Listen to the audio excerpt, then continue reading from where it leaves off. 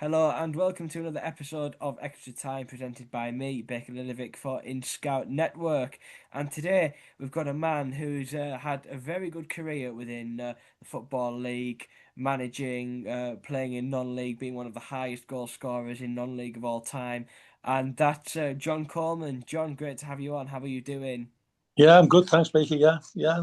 Good to be here. Yeah.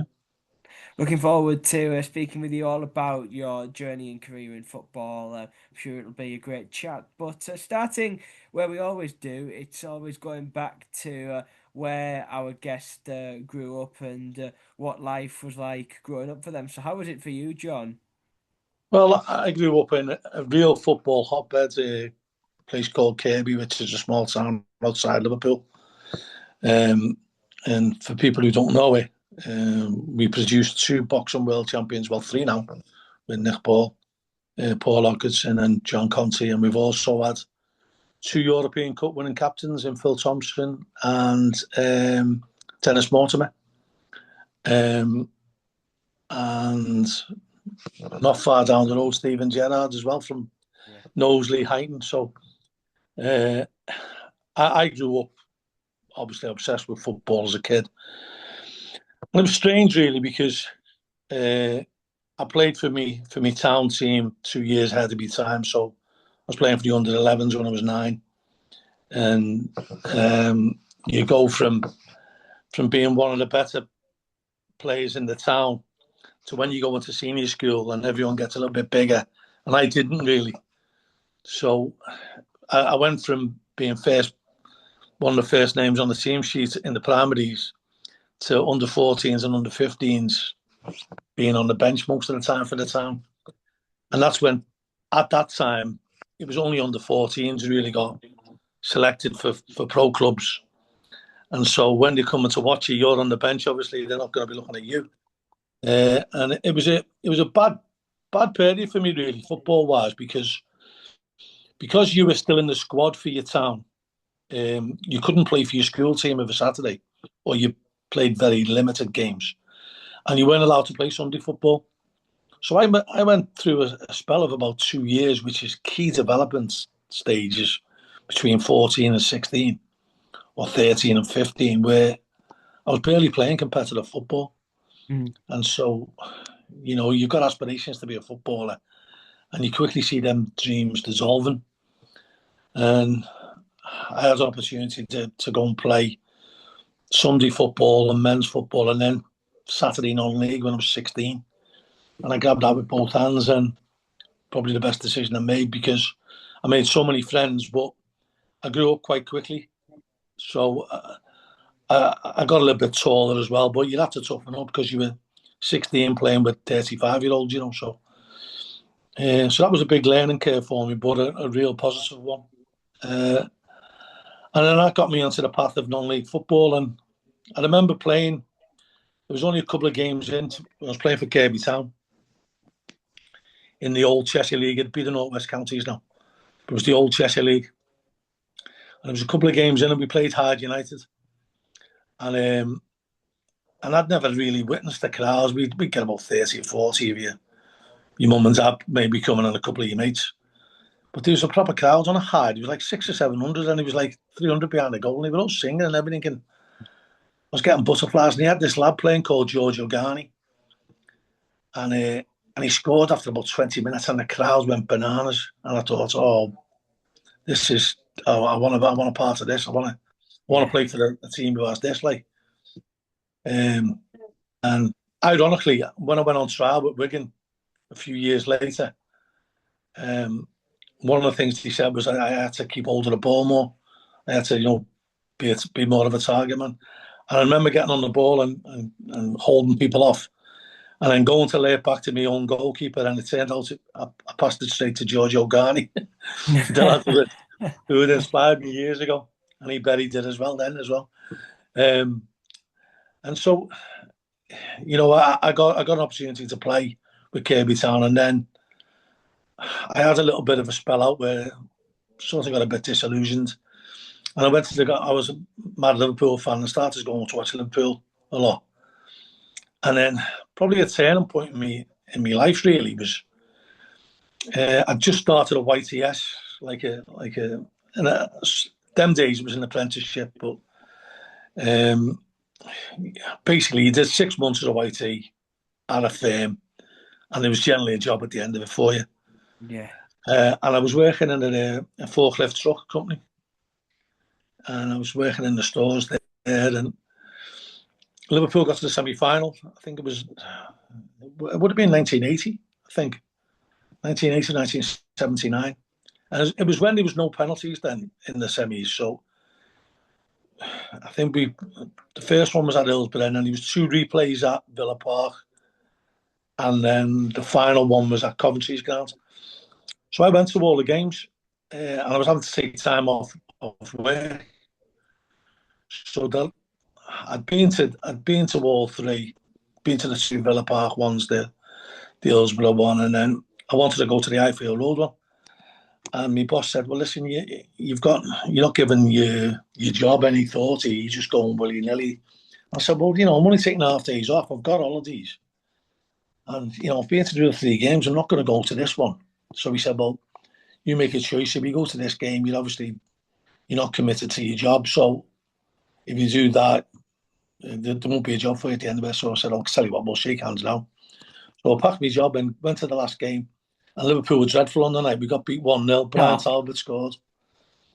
And that sort of got me back playing into non-league football. And I signed for my dad's firm's team, and then I ended up eventually going to Persco, and that's when I started to score goals. I started to get noticed. so was it when you were supporting Liverpool then, were you not really playing in non-league? Well, no, I had probably a year off. I got a little bit disillusioned, and Mm. I don't know, the standard I was playing, it wasn't great, and we were struggling as well at the bottom of the old Cheshire League. Um, and I'd had a couple of fallouts. And one of my big problems was I was quite hot-headed as a kid, and um, I thought I knew everything, and I thought the people who were telling me what to do didn't know much. It's surprising when you get older how much they've learned in a few years. But I just, I was, I was quite hot-headed, and I probably thought it was better than what I was, to be honest, if the truth be known. And I couldn't understand why I wasn't developing as quick as what I was, or what I thought I should have been. And so that's why I started going to watch Liverpool. And if Liverpool had won that night, I probably wouldn't been here speaking to you now. I'd probably just carried on watching Liverpool for the rest of my life. Yeah. And I got so annoyed because Liverpool went out with a whimper that night. And I thought, well, no, I've got to give playing again another go, and thankfully it worked out for me. Yeah, it's crazy really when you think about how things kind of come together. And if, like you say, if Liverpool had won, then you might have just stuck following them, and then you wouldn't have potentially gone on to have had the career that you've Yeah, had within the game.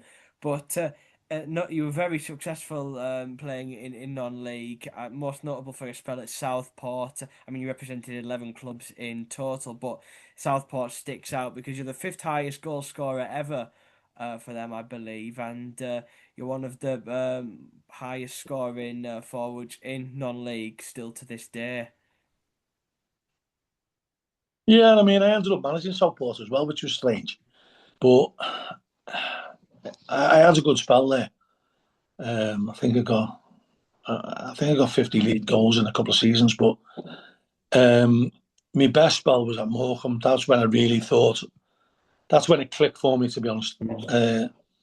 I got playing with a squad of players who knew the way I played. And I think I managed to get 202 goals in 278 appearances, I think, for Morecambe. So that was me big. That was where I began to feel at home. And when I was at Southport, I had a couple of trial periods. I went on trial at Wigan, and I went on trial at Stockport. And everyone has their own hard luck stories. My one at Stockport, I was due to sign.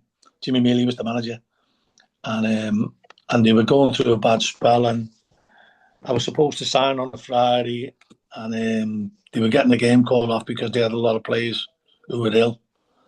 And so I was then due to go back and sign on the Monday, and then he got the sack over the weekend. So I paid for that. But I remember the Wigan one, and probably why I found it so difficult. But yeah, I can emotionally empathise with young kids who have got to let go. Is when I went to Wigan and I was on trial. I took a month off work because I eventually started working for the local government in a council depot, a highways depot. And my boss was kind enough to give me a month off work to go to train with Wigan for a month and play for their reserves and that. And I remember Paul Cook was playing then, who was a good friend of mine, and Paul Gill. They were both playing for Wigan. I used to travel in with them from Liverpool. And I remember getting the last day of my trial, we were playing on a Friday night, and he asked me to come back and speak to me in the night. So they were all saying, "No, you're going to get offered a contract." And I remember him saying, "No, he wasn't giving me one, and wish me all the best." And I remember getting in the car coming home, and This Old Heart of Mine by the OJs was getting played, being broke 1,000 times, and yeah, there was tears in my eyes, but it made me even more determined to be a success non-league. So when I have to tell players that I'm going to have to release them or I'm not giving them a contract, I know how they feel, and it's easy to say, "Oh, I know how you feel," but you don't. But I can relate to it because I've had that experience, and it's not a nice one, to be honest. And to this day, I still, it's probably the worst part of your job as a manager is telling players that they're no longer required or that they're not getting, telling the young ones that they're not getting a pro contract. But I can empathise with them, and the one thing I always say to them is, don't prove me wrong, prove me right for taking you in the first place. And I've had some players who've gone on to better things after being released from myself. I'm really glad you've touched upon that because that does go along the lines of what In Scout does represent, because it's like it must be one of the hardest pieces of news to deliver in football when you've got to tell a player that they haven't made it, especially after they've dedicated so much of their life to becoming a footballer. And I bet you do empathize more because of your own experiences there. But I think sometimes as well, you like yourself, you had a very successful career in non-league, so it's sometimes like almost showing that you can still go on to have a very successful career in football without even playing in one of the top leagues.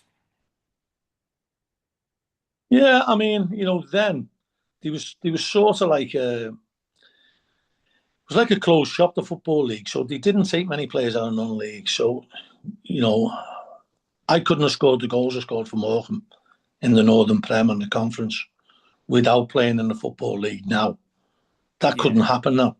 Whereas then, it could, and it did. What happened to me? You wouldn't get a player who scores 30 goals in the Northern Prem not getting a pro contract as someone. Mm. Now that just wouldn't happen. Um, and so, you know, I look back to my school days, and I was so obsessed with being a footballer that I was quite an intelligent lad, and I found school quite easy. And I took my eye off the ball the last 2 years, to be honest. I didn't really try, and I didn't get the qualifications I should have done. And if I look back now, I probably should have gone on to further education then instead of leaving school at 16. But my head was sort of in the clouds, and it's only when you get older. But I look now, and if I hadn't have had the non-league career I've had, I don't think I'd have been a manager because it gave me such a knowledge of non-league. And then the way I become a football league manager was bringing a non-league club into the football league. So getting Accrington promoted was sort of looked upon as the holy grail. They were the first team to go out of business. And so to take them into the football league, I had to do it the hard way from a non-league perspective. But because I had so much knowledge of non-league, that made it easier for me to win a league and, well, to win 3 leagues. We had to win 3 leagues. We had to win the Unibond First Division, the Unibond Prem, and the conference just to get into the Football League. So I don't think I'd have been a Football League manager if it hadn't been for my non-league playing career. Going to ask actually, how did it kind of transpire from playing into managing after you finished your playing career in non-league? Well, that was the thing. I didn't really finish when I went into management. So um, my time to Morecambe come to an end. Jim Harvey wanted to play a different style of football. And so they sold me to the local neighbours, which was Lancaster, which was a two-league drop for me. But, they were a forward-thinking club and they were on the verge of promotion anyway. And so I went there, and then I was there from the March to the end of the season. We won the league. And then in the summer, they made me play a coach. And then I think my money was hurting them a little bit. And I was on a decent goal bonus, and I was scoring quite a lot in them leagues. And then the opportunity came. Me long time assistant Jimmy Bell, who was my best friend, and we were together at all my managerial times, apart from now, where he never came over to Waterford. But so Jimmy was at Ashton United, and he said, "The manager's gone here. Why don't you apply for this job?" And so I applied, got it. Jimmy became my assistant, and then we took it from there. But I went as player manager, and I played for Ashton. And then when I went to Accrington originally, I got the sack after 3 years. We finished third 2 years on the spin, and only two went up. I think we still got the record for the most number of points not to get promoted in the Unibom First Division. And so I left them, and then Accrington had been relegated into the League One, the Unibom League One. So I went there. They asked me to speak to them. I went there, and I went there as player manager as well. And I found it difficult being a player manager because as you're getting older, you're trying to concentrate on your own game, but you've got to concentrate on Yeah. 10 others. And although I enjoyed it, and it was a thrill. Still the best moment of my life, football wise. We won the league. We were 17th at Christmas in my first season, and the old Accrington chairman then, Eric Wally, he was known for sacking managers. I think he'd sacked 4 in one season once. And we were paying it. We had the highest budget, so we should be winning the league. And we were 17th at Christmas. We went on an unbelievable run. We didn't lose a game. And we went into the promotion spots. We were third from top the last day of the season. But we had a game in hand on a few of the teams. And we ended up, we won our last game of the season to go top and win the league. We hadn't been in the promotion spot, the top 2 all season. And I managed to play in, and I managed to score in that. And you couldn't have got another person in the Accrington ground. And so that's still one of my biggest thrill. Well, it is my biggest thrill in football. And so to do that, that was special. And then as you're getting older, I played my last game against Burton Albion. I was 39. I come on as a sub in the Peter Swale Shield, the Cup winners versus the league winners, and I managed to score at the old Burton ground. And then that was me done. Then I couldn't really compete with the younger lads in training. They were just too good for me. They were too quick and too strong. Obviously, I was 39 then as well.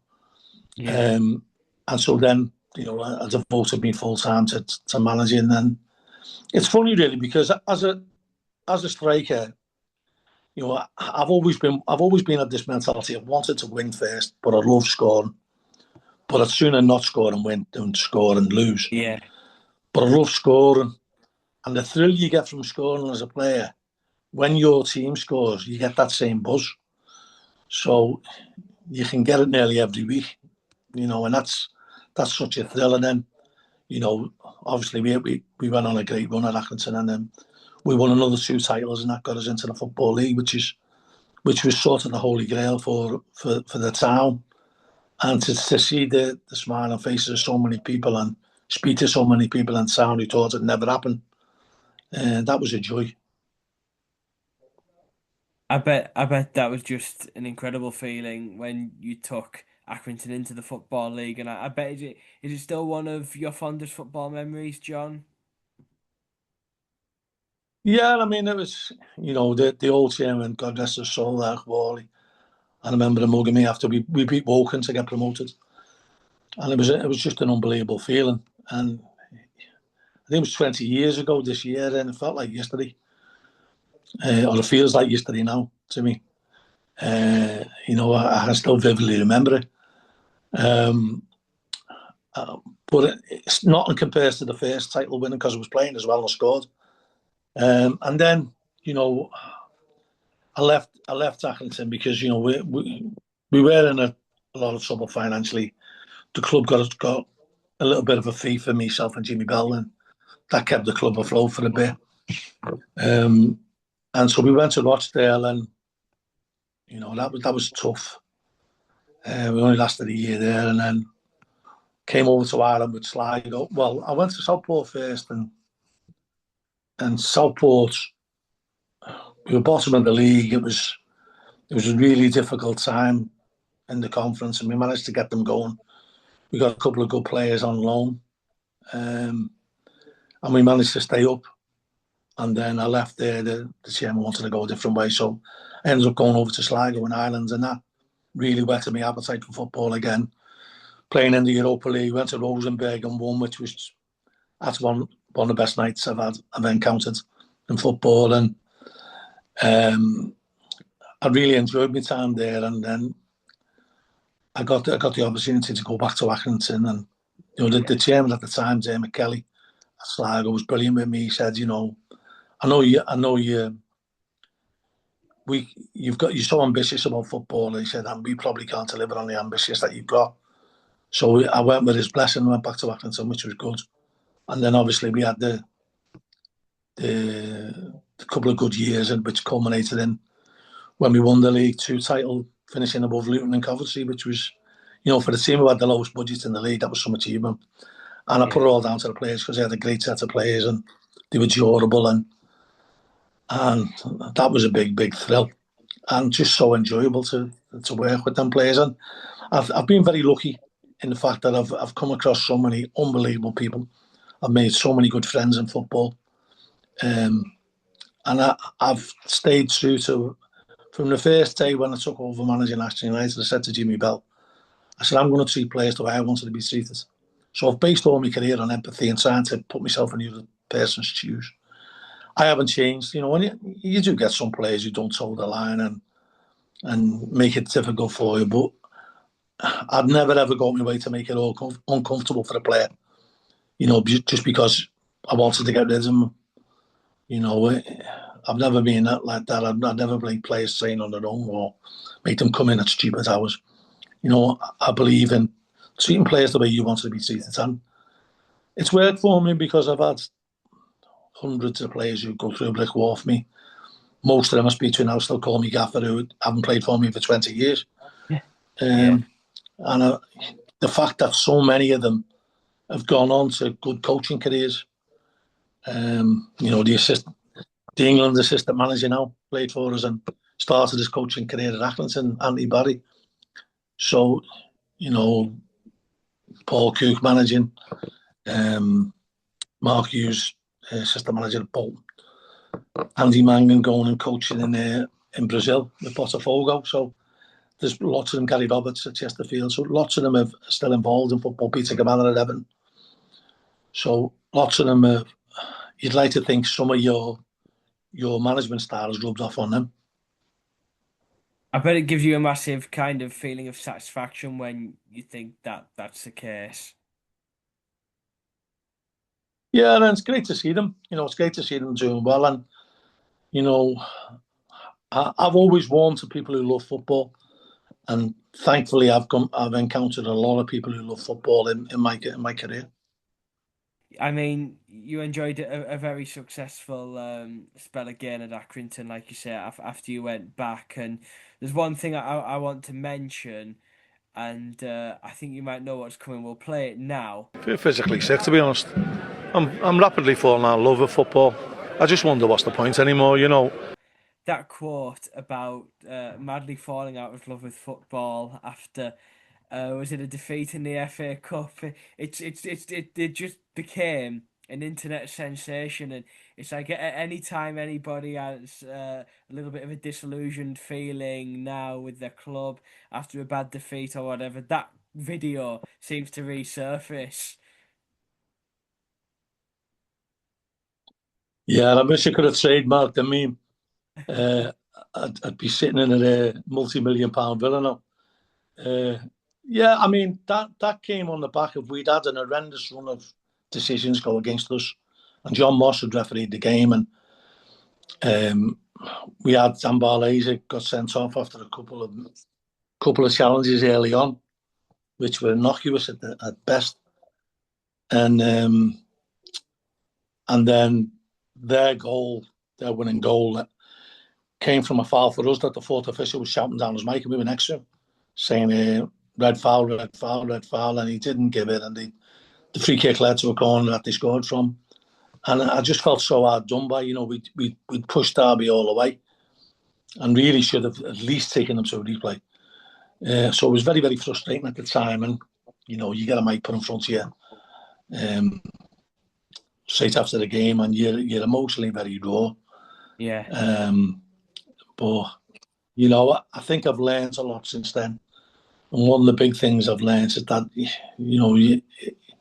it's pointless trying to control the uncontrollable. So, I wouldn't say I don't do it, but I do it less and less now. So I try to focus on things that are in my control and not worry too much about what the opposition do or what the referees or the officials do, because I can't really govern what they do. It's hard, isn't it, as well? Because sometimes I imagine in football, it's one of the things. You just say things in the heat of the moment, after a bad defeat like that. So many things go against you, but like you say, imagine if you got just a pound for every time that clip was resurfaced or shared. It'd be great. But I mean, I went through, after I left, after I left Rochdale. So after I got the sack at Rochdale, I went through a bad time. I suffered from depression for about a year. And it was difficult, really, because I've always been, people who know me think I'm always the life and soul of the party. I've been quite bubbly. I'll be the first up to sing and the karaoke and what have you. And I've got, a wonderful family. And people have thought, well, what have you got to be depressed about? But, it's a strange thing. It engulfs you. You can't describe it until you've been through it. And I was lucky because the LMA, the League Managers Association, they had a confidential helpline, because it was quite taboo going back 12 years. I mean, lots of people talk about it now, but about 12 years ago, you didn't want to be seen as damaged goods, for your next job, really, that you're suffering from depression. But it was quite debilitating, and I was really struggling with it. And you go to see the doctors, and the doctors are rushed off their feet anyway, really. And as they're speaking to you, they're writing a prescription out for Valium, and I didn't really want to go down that road. And so the LMA has a confidential helpline where you could access it. They'd pay for it, and you get some counselling. And they didn't know. It just knew it was one of their members, but they didn't know which one it was. So I went for some counselling sessions, and they were good. It was mainly cognitive behaviour therapy, CBT. And I found it quite useful, a few of the sessions. But the lady who we were speaking to, she recommended a book called Stop Thinking, Stop Thinking, Start Living. And it changed my outlook on life, really. And that was the big driver in stopping me, in curing me from depression and getting me to focus on the here and now. Not dwelling on the past, mistakes I've made in the past, and not worrying too much about the future, but just, enjoying the moment, really.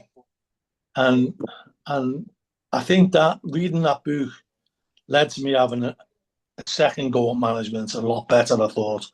And I think now I'm very well equipped to deal with the trials and tribulations of being a football manager than I was in the past. And I think it's improved me as a manager. I think I'm a better manager. I think I'm more grounded. I don't get as hot-headed. I don't get upset. I've learned to to deal with things that are in my control, and it clears your minds a lot better. So you can focus on things, you can see things more clearly, you can analyze things in depth, and you can take the emotion away of a lot of it. And I would never try and take the emotion away from football, because I think that's a big driving factor in my success and a lot of success, that you've got to be passionately involved. But it did make me a calmer person and a better person, and probably better to be around as well, because and I don't fly off the handle anywhere near as much as what I used to do at home. I'd be screaming if I couldn't find a pair of socks. So I think I calmed down a lot then, and it's made me a lot more rational, and a lot able to deal with disappointment better. I'm really glad you shared that, and it's good to hear that you managed to overcome that as well. Because I was speaking to somebody else, from the football world the other day, who's obviously had experiences being on a management team and everything, and just saying about how much the pressure can get to you at some point, to the fact that it can affect other aspects of life. But at the end of the day, football is just a game. Yeah, it is, and I still put it very much in the forefront of my life, and I don't think that's ever going to change, really. Yeah. And my family know that, and they're all keen followers of any team that I'm involved in. But there's more to life than football, And Bill Shankly's quote of, it's not a matter of life and death. It's more important than that. I can see where he's coming from, because he's putting it out there. But we all know that it's not more important than life and death. But at times it can feel like that, and at times in the moment it can feel like that. And sometimes you've got to use that as a driver to make you perform better and to make you switched on more. I think you're absolutely right, and it's just one of them things. We all think so much of it as well, and then when our team's not doing well, and we do think the worst. But yeah, it's like when you do put it into perspective You like can that, it rapidly does. fall out of love with football. Yeah, that's You it. can You can. rapidly fall out of love with football. I'm glad we've got that quote live on this episode. We'll yeah, it's an iconic quote, John, and it will forever live on within the game, I think, when anybody is on a bit of a downer about their team. Yeah. Well, hopefully, people are falling in love with football in Ireland now, Well, because it's vibrant football in Ireland at the moment, and it's a good club that we're at the moment at Waterford.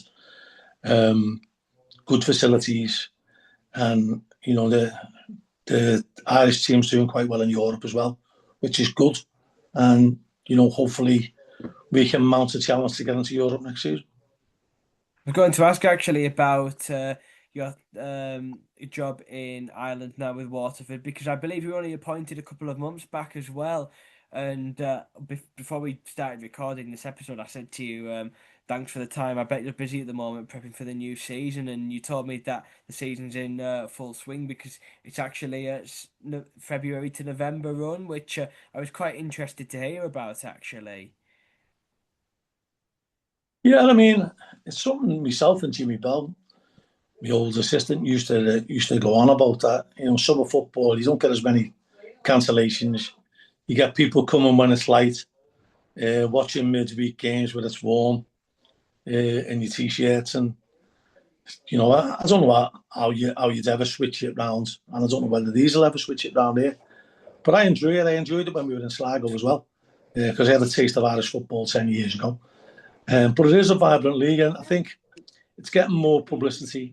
Obviously, 4 teams out of 10 go into Europe, so you don't get many leagues where there's a 40% chance of making Europe. Yeah. I think a lot of more fans are not supporting as many English teams. They're supporting their own town teams, which is leading to bigger attendances and more exposure in the media as well. So it's really good, and there's a good standard of football as well. Not as many players are going over to England as what used to do in the past. So you got a big influx of 16, 17, 18-year-olds. They were getting cherry picked from the top teams in England. They're staying a little bit longer, which is leading to a better standard of football. And how is it going for Waterford this season as we speak as well?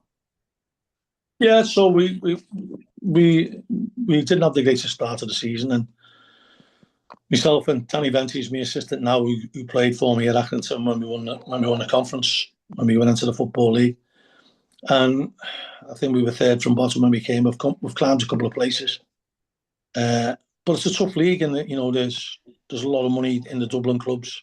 They can spend a lot of money, and the Yeah. big key is to get into Europe because there's lots of finance available if you get into Europe, which then gives you the better chance the following season. So it's a bit of a chicken and egg situation in Irish football. To be successful, you got to play in Europe because that's where the money is. To be playing in Europe, you've got to be successful. So it's what you do first, and if you can get into Europe, you've got to stay in Europe. So that's our big aim for this season. And there's a place if you can win the FAI Cup, which that's in full swing now. I think every Premier team is still in it. So there's the last 16, and every one of the top of the 10 teams in the Premier League are in, and we play a Premier League team in Cork, so that'll be a tough game. But the chances of getting to the FA Cup final is a little bit easier here than it is in England.